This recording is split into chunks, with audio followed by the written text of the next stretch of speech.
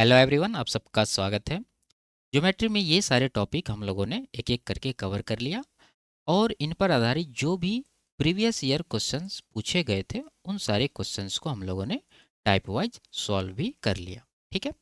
अगर आपने इनका वीडियो नहीं देखा है तो ज्योमेट्री का प्लेलिस्ट बना हुआ है, आप वहाँ पर जाकर वीडियो देख सकते हैं। आज के क्लास में हम लोग ट्राइंगल्स के प्रॉपर्टीज़ और फॉर्मूलाज केवल पढ़ेंगे और अगले वीडियो में इन पर आधारित जो भी क्वेश्चंस पूछे गए हैं उन सारे क्वेश्चंस को सॉल्व करेंगे। ठीक है। तो शुरू करते हैं। उससे पहले चैनल पर नए हैं तो चैनल को सब्सक्राइब कर लीजिए। आगे बढ़ते हैं। ये पहला आपका राइट एंगल ट्राइंगल के बारे में पढ़ेंगे, यानी समकोण त्रिभुज। ये है आपका पहला स्लाइड समकोण त्रिभुज का। सिंपल सा आप यहाँ पर देख सकते हैं, एक राइट एंगल ट्राइंगल बनाया गया है जिसमें इसका ये कोण कोण बी 90 डिग्री का है। ठीक है। और ये समकोण की अगल बगल की जो भुजाएं हैं यानी ए बी और बी सी, ये दोनों एक दूसरे पर क्या है, परपेंडिकुलर है। ठीक है। इस त्रिभुज की तीनों भुजाओं को हम लोग अलग अलग नाम से जानते हैं। ये जो समकोण के सामने वाली भुजा है ये सबसे लंबी भुजा होती है, इसको एच से डिनोट करते हैं, एच फॉर हाइपोटेनस। इसको हिंदी में कर्ण कहते हैं। ठीक है। यहाँ पर सारा मैंने लिख दिया, आप इसको पढ़ सकते हैं। इसके बाद बी, बी फॉर बेस, इसको हिंदी में आधार कहते हैं। ठीक है। इसके बाद पी है, पी फॉर परपेंडिकुलर, इसको हिंदी में क्या कहते हैं, लंब कहते हैं या फिर इसको ऊंचाई भी बोलते हैं। इसके बाद है इसमें आपका जो तीनों भुजाओं में पाइथागोरस थ्योरम लगता है वो सिंपल सा है। क्या होता है इसमें कि ये जो सबसे बड़ी भुजा है इसका स्क्वायर बराबर होता है बाकी दोनों भुजाओं के स्क्वायर के योगफल के, यानी एच स्क्वायर बराबर P square plus B square होता है। ठीक है। अगर हमें p और b का वैल्यू दिया गया हो और h निकालना हो तो हम क्या करेंगे, सिंपल सा रूट अंडर इसका स्क्वायर और इसका स्क्वायर करके जोड़ देंगे, यानी कि p का स्क्वायर प्लस b का स्क्वायर कर देंगे। ठीक है। तो हमें h प्राप्त हो जाएगा। लेकिन इन दोनों में अगर हमें निकालना हो तो बहुत सारे स्टूडेंट इन दोनों में कन्फ्यूज हो जाते हैं। अगर p निकालना हो तो आपको क्या करना है, रूट अंडर ये जो बड़ी भुजा है यानी h है इसका स्क्वायर आपको आगे रखना है, उसके बाद माइनस करना है। अगर p निकालना है तो b का स्क्वायर यहाँ माइनस करेंगे। अगर हमें b निकालना है तो क्या करेंगे, h के स्क्वायर में p का स्क्वायर माइनस कर देंगे। ठीक है। तो वही चीज़ यहाँ पर लिखा गया है। इसके बाद समकोण त्रिभुज का अगर हमें एरिया निकालना हो यानी क्षेत्रफल कि इस ट्रायंगल का एरिया कितना है, तो उसके लिए सिंपल सा फॉर्मूला यूज किया जाता है, 1/2 गुना आधार गुना ऊंचाई। ये जो आपका आधार है और ये जो ऊंचाई है, इन दोनों को गुना करके 2 से डिवाइड करते हैं तो हमें क्या प्राप्त होता है, एरिया प्राप्त होता है। ठीक है। और पेरीमीटर यानी परिमाप अगर निकालना हो तो सिंपल सा है, तीनों भुजाओं को जोड़ देंगे, यानी इसकी बाउंड्री की लंबाई अगर हमें निकालना हो तो p plus B plus H कर देंगे। ठीक है। वो चीज़ यहाँ पर मैंने लिख दिया है, आप इसको पढ़ सकते हैं। ठीक है। चलिए आगे बढ़ते हैं। इसके बाद समकोण त्रिभुज में एक होता है समद्विबाहु समकोण त्रिभुज। ठीक है।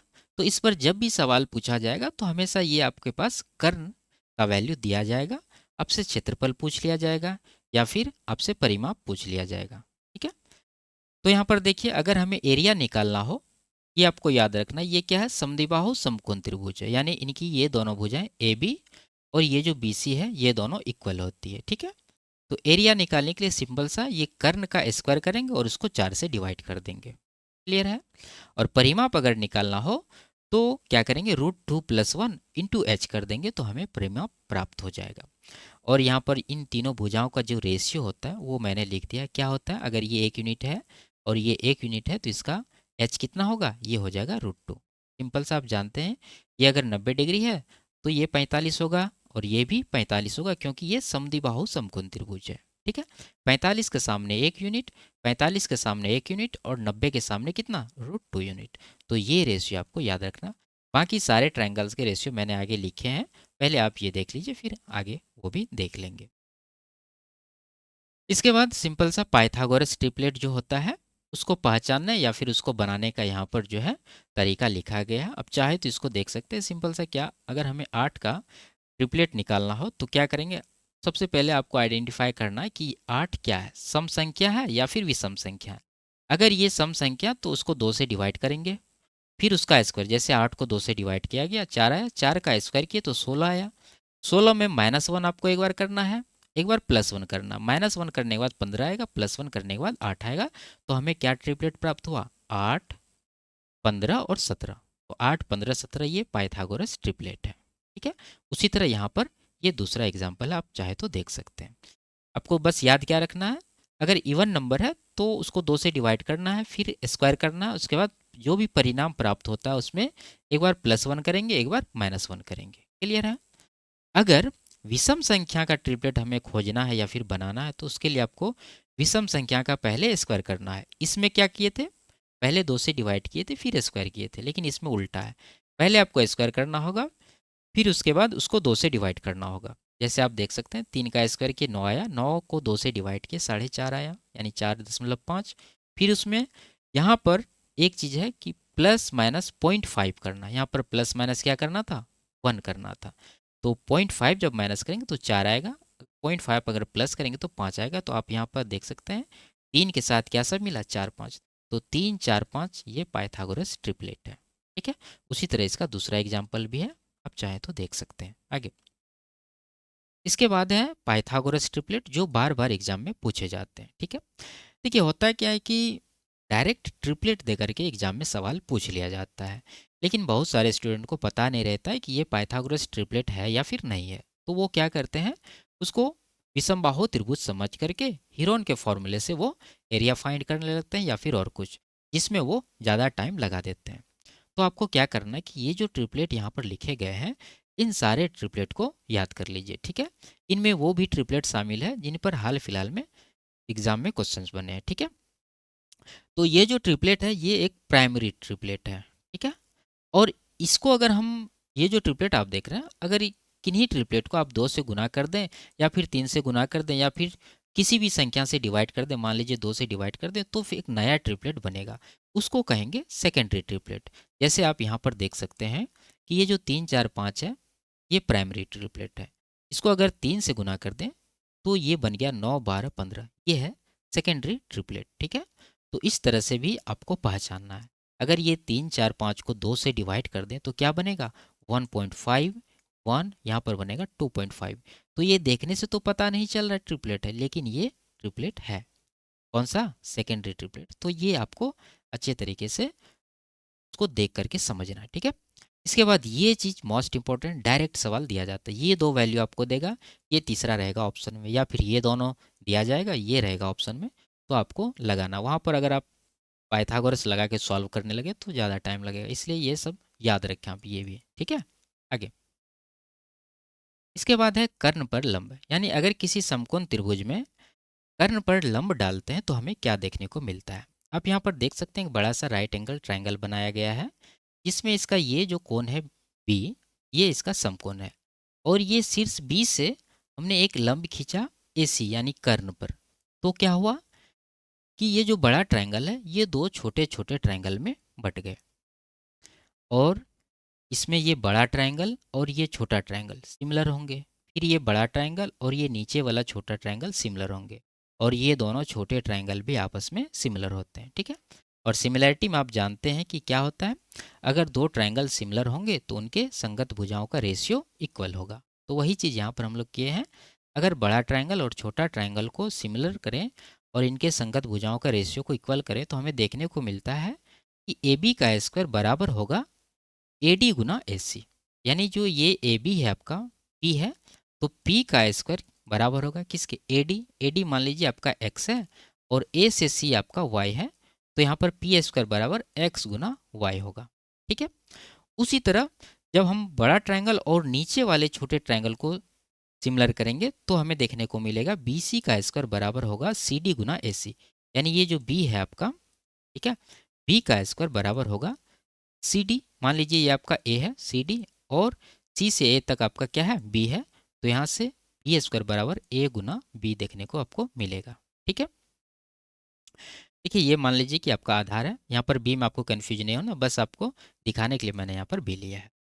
इसके बाद देखिए, अगर पहला को दूसरा से डिवाइड कर देते हैं तो हमें क्या मिलता है कि ए बी का स्क्वायर बट्टा बी सी का स्क्वायर बराबर होगा ए डी बट्टा सी डी, यानी ये जो ए बी है और बी सी है, इन दोनों के स्क्वायर का रेशियो बराबर होगा ए डी, यानी यहाँ से लेके यहाँ तक, और बट्टा डी सी। ठीक है, ये सब पर जब सवाल आएगा तो आप अच्छी तरह से इसको इम्प्लीमेंट कर पाएंगे। ठीक है, आगे जब इन दोनों को हम लोग जोड़ देते हैं यानी 1+2 अगर कर दें तो क्या होता है, ये आप देख रहे हैं यहाँ पर ए बी का स्क्वायर बी सी का स्क्वायर यहाँ पर हो जाएगा दोनों को जोड़ के, और यहाँ ए डी गुना ए सी, यहाँ पर देखिए ए सी कॉमन ले लिए तो दोनों जुट गया, कॉमन ले लिए ए सी हो गया, और A D plus C D क्या है, ए डी और सी डी ये पूरा भुजा की लंबाई है जिसको हम लोग ए सी बोल सकते हैं, तो ए सी गुना ए सी हमें मिला, तो ए सी का स्क्वायर हो गया। तो यहीं से आप देखेंगे कि ये एक पाइथागोरस थ्योरम निकल कर आया है। ठीक है, इसके बाद अगला जो है ये है आपका बी डी। अगर हमें फाइंड करना हो तो हम क्या करेंगे, ये जो बी डी है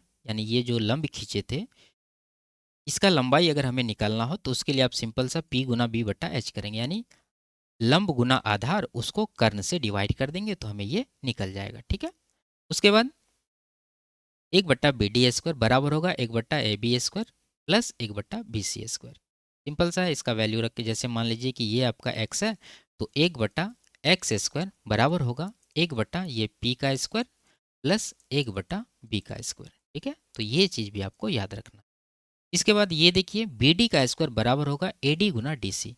बी डी कहाँ है, ये जो लंब खींचे थे अगर इसका लंबाई हमें निकालना हो तो आप कहाँ कहाँ क्या क्या लगा सकते हैं, एक तो ये लगा सकते हैं, ठीक है, और वो लगाना है आपको कि हमें दिया क्या गया है उसके अकॉर्डिंग आपको यहाँ से फॉर्मूला लगाना है। यहाँ से भी निकाल सकते हैं और यहाँ से भी। तो यहाँ से निकालने आपको ए डी गुना डी सी चाहिए, यानी ये आपका x चाहिए और ये जो डी सी ए माने थे ये ए और x दोनों चाहिए, तब जाके आप अगर a गुना x कर देंगे तो आपको बी डी का स्क्वायर प्राप्त होगा, फिर आप उसका रूट अंडर लेके आप बी डी का वैल्यू निकाल सकते हैं। ठीक है, आगे इसके बाद है इन सर्कल इन रेडियस यानी अंतःवृत्त और अंतःत्रिज्या। आप यहाँ पर देख सकते हैं एक राइट एंगल ट्राइंगल है और इसके अंदर एक सर्कल खींचा गया है जो इसकी तीनों भुजाओं को टच करते हुए जा रही है। तो इस सर्कल को बोलेंगे क्या, इन सर्कल, और हिंदी में इसको अंतःवृत्त बोलते हैं। और ये जो सर्कल है इसका ये सेंटर है और इसका जो ये है रेडियस है, तो इस रेडियस को बोलते हैं इन रेडियस और हिंदी में इसको अंतःत्रिज्या कहते हैं। ठीक है, तो कभी कभी हमें रेडियस की लंबाई निकालना होता है तो उसके लिए हमें ये फॉर्मूला लगाना होता है p+b-h/2। ठीक है, और कभी कभी ओ बी की भी लंबाई पूछ लिया जाता है तो ओ बी निकालने के लिए सिंपल सा हमें क्या करना, ये गलत है, आपको कर देना √2 × r। जैसे देखिए ये r है तो ये भी r होगा, ये r है तो ये भी r होगा, यानी एक स्क्वायर बनता है। स्क्वायर में अगर भुजा आपको ए दिया गया है आपको डायगोनल निकालना है तो उसके लिए क्या करते हैं आप √2 × a करते हैं, तो वही चीज़ यहाँ पर किया जाएगा। ठीक है, तो ये सब चीज़ आपको याद रखना। आगे इसके बाद है सरकम सर्कल और सरकम रेडियस। ठीक है, ये परिकेंद्र यहाँ काट दीजिए, यहाँ पर परित्रिज्या कर लीजिए। तो ये क्या है कि एक समकोण त्रिभुज है, इसके बाहर की तरफ एक सर्कल खींचा गया है और ये जो सर्कल है ये त्रिभुज की तीनों शीर्ष को टच करते हुए यहाँ पर देखिए जा रही है, तो इस सर्कल को कहेंगे सरकम सर्कल यानी बाह्य परिवृत्त। ठीक है, और इस सर्कल का जो रेडियस है ये आप देख सकते हैं बी डी इसका रेडियस है, इसको कैपिटल आर से लिखते हैं, तो ये हो जाता है इसका सरकम रेडियस यानी परित्रिज्या। तो परित्रिज्या की लंबाई जो होता है वो सिंपल सा कर्ण का आधा होता है। जैसे यहाँ पर देखिए ये जो कर्ण है ये दो भाग में ए डी और डी सी, तो ये ए डी और डी सी और ये जो बी डी है आपका ये तीनों इक्वल होता है। ठीक है, जो कि होता है परित्रिज्या के बराबर, तो वही चीज़ यहाँ पर लिखा गया है ओ डी बराबर आर बराबर h/2। ठीक है, हियर बी डी बराबर ए डी बराबर डी सी, जो मैंने आपको बताया कि तीनों यहाँ पर बराबर होंगे। क्लियर है, आगे इसके बाद है relation between circum radius and in radius यानी परित्रिज्या और अंतःत्रिज्या में संबंध। देखिए इतना डीप में आपको जानना जरूरी नहीं है, फिर भी आप एक बार देख लीजिए। देखिए इसमें जो ज़्यादा जरूरी है वो ये दोनों है। अगर आपको परित्रिज्या की लंबाई निकालना है तो सिंपल सा कर्ण को 2 से डिवाइड करेंगे, और अंतःत्रिज्या की लंबाई अगर आपको निकालना है तो p+b-h/2 करेंगे। ठीक है, इसके बाद अगर देखें इन दोनों को अगर जोड़ दें तो क्या होता है, तो हमें ये मिलता है r+r बराबर p+b/2। अगर दोनों तरफ हम ये जोड़ दें r बराबर h/2 तो क्या मिलता है, ये r पहले से था, एक r जोड़े तो 2r हो गया, प्लस r बराबर ये आपको मिलेगा। तो ये जो है ये क्या है, अगर समकोण त्रिभुज के तीनों भुजाओं को जोड़ के 2 से डिवाइड करेंगे तो ये इसका अर्ध परिमाप होगा, यानी इसको s बोलेंगे, यहाँ पर लिख भी दिए हैं s फॉर सेमी पेरीमीटर। तो हमें मिलेगा इन रेडियस बराबर एस माइनस 2r। ठीक है, एक तो ये हो गया। इसके बाद अगर एरिया फाइंड करना होता है तो हमें सिंपल सा, अगर अंतः त्रिज्या और सेमी पेरीमीटर दिया गया है तो यहाँ पर गुना कर देंगे। उसके बाद देखिए, अगर s तो है ही, r का वैल्यू अगर आप यहाँ से रिप्लेस कर देंगे तो s माइनस 2r आ जाएगा।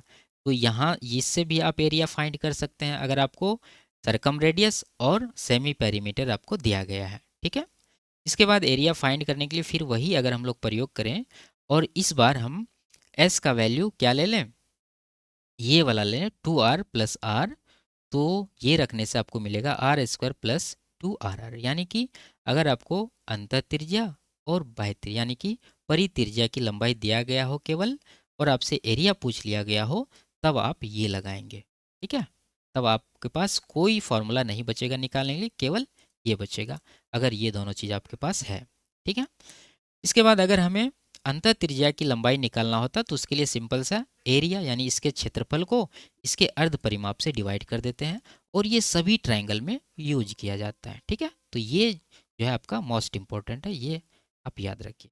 और ये सब यहाँ पर एक साथ लिख दिए हैं, आप चाहे तो देख सकते हैं। ठीक है, आगे इसके बाद है आपका इनके जो भुजाओं का अनुपात होता है समकोण त्रिभुज में, वो ठीक है, तो वो आपको याद रखना शॉर्टकट तरीके से, और ये साइन रूल से आता है। देखिए, ये जो पहला ट्रायंगल आप देख रहे हैं ये है 30-60-90 का, और ये 30-60-90 में जो रेशियो होता है वो क्या होता है, 30 के सामने देखिए 1 यूनिट, 60 के सामने √3 और 90 के सामने 2, यानी 1 √3 और 2, इस रेशियो में इनकी भुजाएं होंगी।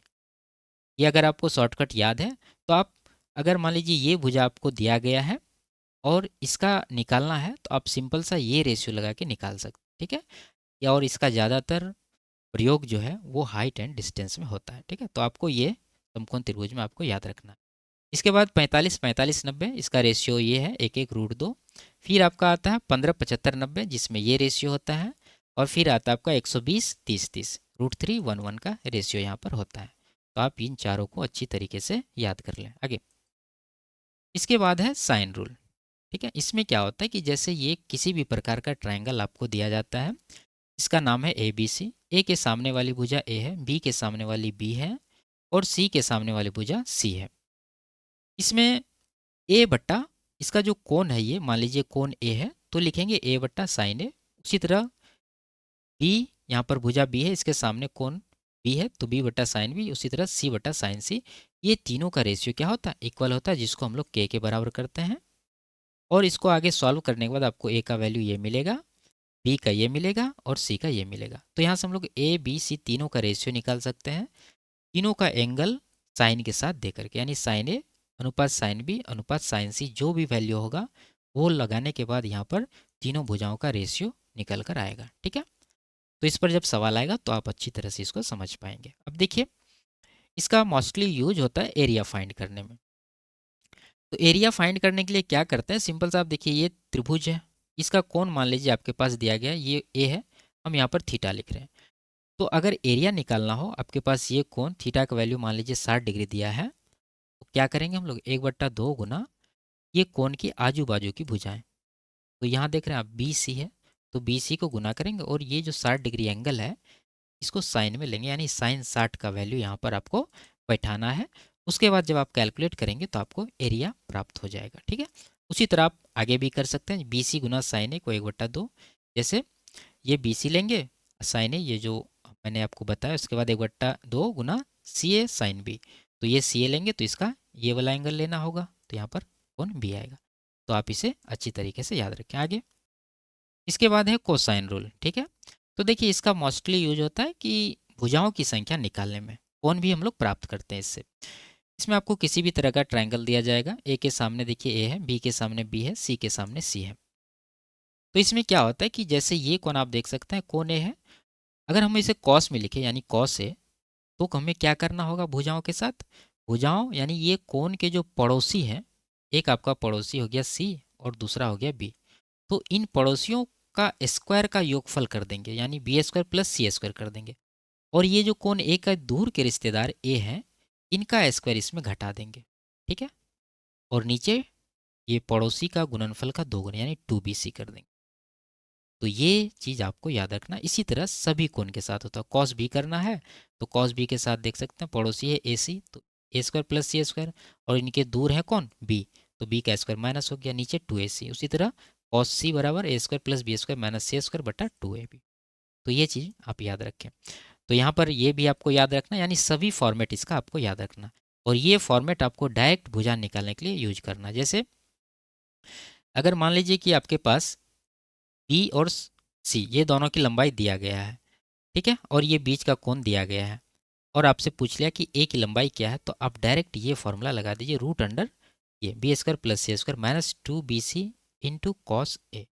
ठीक है, तो आपको डायरेक्ट वैल्यू प्राप्त हो जाए। अगर आप यहाँ से शुरू करेंगे तो फिर आपको 2-3 स्टेप लग जाएंगे सिर्फ इन फॉर्मेट में आने में। इसलिए आप सभी फॉर्मेट को अच्छी तरीके से याद रखें ताकि जब भी एग्जाम में सवाल आए फटाफट आप सॉल्व कर पाए। आगे इसके बाद है समबाहु त्रिभुज। चलिए देखते हैं इसमें क्या है। यह है पहला स्लाइड आपका समबाहु त्रिभुज का। यहाँ देख सकते हैं एक ट्रायंगल बनाया गया है इक्विलेटरल। इसमें क्या होता है कि इनकी तीनों भुजा बराबर होती है। जैसे यहाँ पर ए दिया गया है, तीनों भुजाओं की माप है, यहाँ लिखा भी गया है। इसके बाद इनके तीनों कोण बराबर होते हैं। अगर इसका परिमाप हमें प्राप्त करना है तो क्या करेंगे हम लोग, भुजा को केवल 3 से गुना कर देंगे। ठीक है, तो हमें इनकी बाउंड्री की लंबाई प्राप्त हो जाएगी। इसके बाद क्षेत्रफल निकालने के लिए ये फॉर्मूला लगाते हैं, √3/4 इंटू ए स्क्वायर। लेकिन जब हम लोग सवाल सॉल्व करने लगेंगे तो वहाँ पर शॉर्टकट तरीके से एरिया निकालेंगे। क्लियर है। इसके बाद आप दूसरा फार्मूला भी यूज कर सकते हैं जो सभी ट्रायंगल में किया जाता है, 1/2 गुना बेस इंटू हाइट। उसके बाद सबसे इंपॉर्टेंट ये है, अगर हमें ऊंचाई निकालना हो और भुजा दी गई हो तो हम क्या करेंगे, √3/2 इंटू ए करेंगे। जैसे मान लीजिए आपके पास भुजा की लंबाई 8 सेंटीमीटर है, आपसे ऊंचाई पूछा जा रहा है, तो आप क्या करेंगे, √3/2 इंटू 8 करेंगे। 2 से इसको कटाएंगे 4 बार में, तो यहाँ से 4√3 जो है आपका ऊंचाई का लंबाई होगा।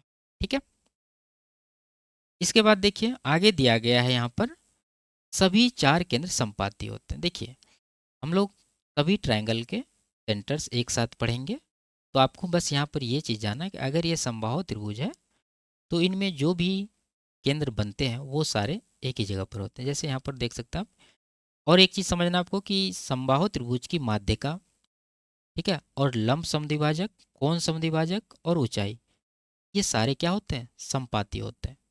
वो सारे एक ही स्थान से गुजरते हैं। ठीक है, तो ये चीज़ आपको केवल यहाँ पर याद रखना है। आगे इसके बाद समबाहु त्रिभुज का है अंतर्वृत्त और अंतःत्रिज्य, यानी इन सर्कल और रेडियस।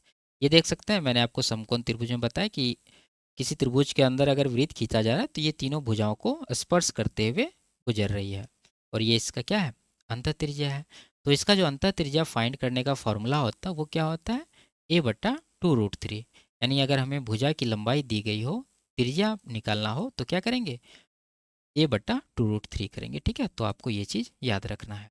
आगे इसके बाद सरकम सर्कल है। ये देख सकते हैं समबाहु त्रिभुज के बाहर एक वृत्त खींचा गया है जो तीनों शीर्ष से होते हुए गुजर रही है, और ये जो है इसका, ठीक है, ये इसका सेंटर है, मान लीजिए ओ है। तो ये जो बी ओ है ये सरकम सर्कल का रेडियस है जिसको हम लोग बोलते हैं सरकम रेडियस। और इसको निकालने के लिए हम लोग क्या करते हैं, a/√3 करते हैं। ठीक है, पीछे देखिए a/2√3 है और यहाँ पर केवल a/√3 है।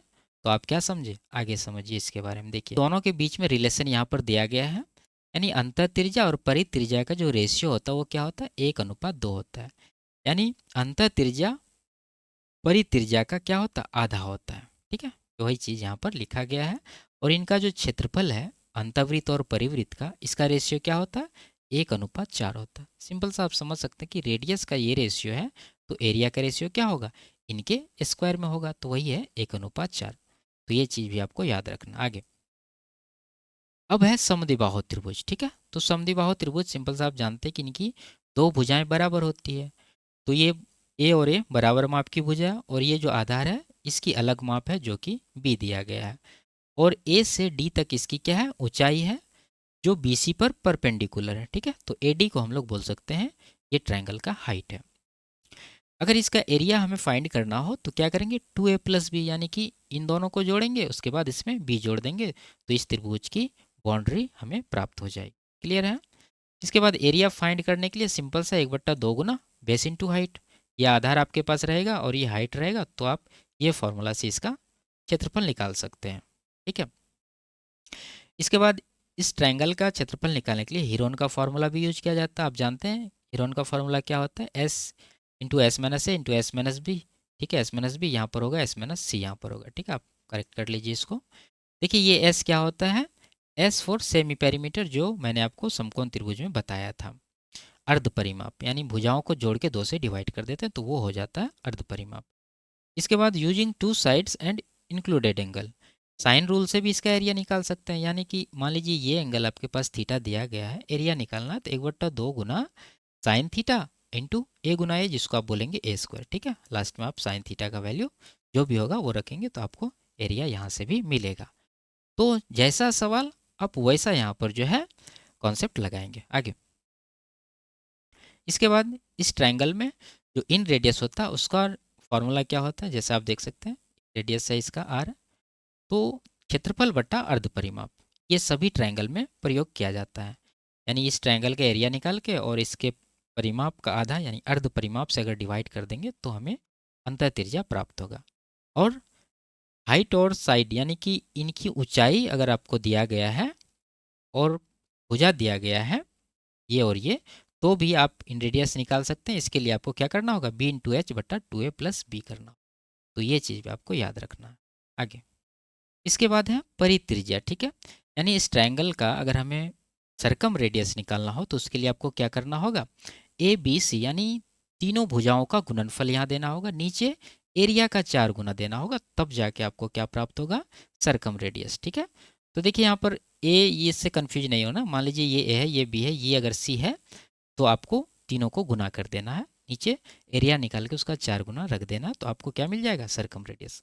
और साइन रूल से भी आप निकाल सकते हैं, ए बटा 2 साइन थीटा। ए मीन्स कि ये जो साइन थीटा का, मान लीजिए ये एंगल आपका थीटा है, इसके सामने की भुजा अगर ए है, ठीक है, ये सब भूल जाइए आप, अगर इसके सामने की भुजा ए है, अगर हमें सरकम रेडियस निकालना है तो ए को यहाँ रखेंगे और नीचे साइन थीटा का 2 गुना देंगे, तो भी आप यहाँ पर सरकम रेडियस की लंबाई फाइंड कर सकते हैं। क्लियर है आगे। इसके बाद विषमबाहु त्रिभुज में देखिए क्या क्या होता है। ये एक विषमबाहु त्रिभुज है जिसकी भुजाओं की माप अलग अलग है। ठीक है, ए के सामने ए है, बी के सामने बी है, सी के सामने सी है। तो इसमें परिमाप अगर निकालना है तो तीनों भुजाओं को जोड़ देंगे यानी ए प्लस बी प्लस सी कर देंगे। और क्षेत्रफल निकालना है तो जो सभी में यूज किया जाता है 1/2 गुना बेस इंटू हाइट, वही चीज़ यहाँ पर भी लगा देंगे। लेकिन इसके लिए आपको आधार और ऊंचाई रहना जरूरी है। और अगर आधार ऊंचाई नहीं दिया है, तीनों भुजाओं की लंबाई है, तो आप क्या लगाएंगे यहाँ पर, हीरोन्स का फॉर्मूला। ठीक है, S into S minus A S minus B into S minus C. ठीक है, तो ये चीज़ आप याद रखें। और साइन रूल से भी आप निकाल सकते हैं, अगर दो भुजाएं दी गई है और उनके बीच का कोण दिया गया है तो साइन रूल से भी आप एरिया निकाल सकते हैं आगे। और इनका जो अंतर त्रिज्या है उसको निकालने का क्या फॉर्मूला होता है, देखिए अगर हमें अंतर त्रिज्या निकालना तो सिंपल सा क्षेत्रफल को अर्ध परिमाप से डिवाइड कर देंगे। ठीक है, एस फॉर सेमी पेरीमीटर, और ये सभी ट्रायंगल में आप प्रयोग कर सकते हैं। ठीक है आगे। और इसका परित्रिज्या निकालना हो तो क्या करेंगे, जो मैंने पीछे बताया आपको समद्विबाहु में, वही ए बी सी यानी तीनों भुजा को गुना कर देंगे और नीचे 4a। क्लियर है। उसके बाद साइन रूल से भी आप निकाल सकते हैं, ए बट्टा 2 साइन ए यानी कि जो एंगल दिया है उसके सामने की भुजा आपको उठाना है, तो यहाँ से भी आप जो है परित्रिज्या निकाल सकते हैं आगे। तो ये लास्ट स्लाइड था आपका। इसके बाद हम लोग अगले क्लास में अभी जितने कॉन्सेप्ट डिस्कस किए हैं, इन पर जो भी प्रीवियस ईयर क्वेश्चंस पूछे गए हैं एसएससी और रेलवे में, उनको टाइप वाइज सॉल्व कर लेंगे। फिर उसके बाद हम लोग पढ़ेंगे सेंटर्स इन ट्रायंगल्स, यानी कि त्रिभुज के जो केंद्र होते हैं, अंतः केंद्र, परिकेंद्र या फिर केंद्रक, जो भी, वो सारे एक ही क्लास में हम लोग डिस्कस करेंगे। ठीक है, तो इसको यहीं पर समाप्त करते हैं। वीडियो आपको कैसी लगी कमेंट में ज़रूर बताइए। अच्छी लगी तो वीडियो को लाइक, शेयर और चैनल को सब्सक्राइब जरूर कर लीजिए। फिर मिलते हैं अगले क्लास में, तब तक के लिए बाय बाय, टेक केयर।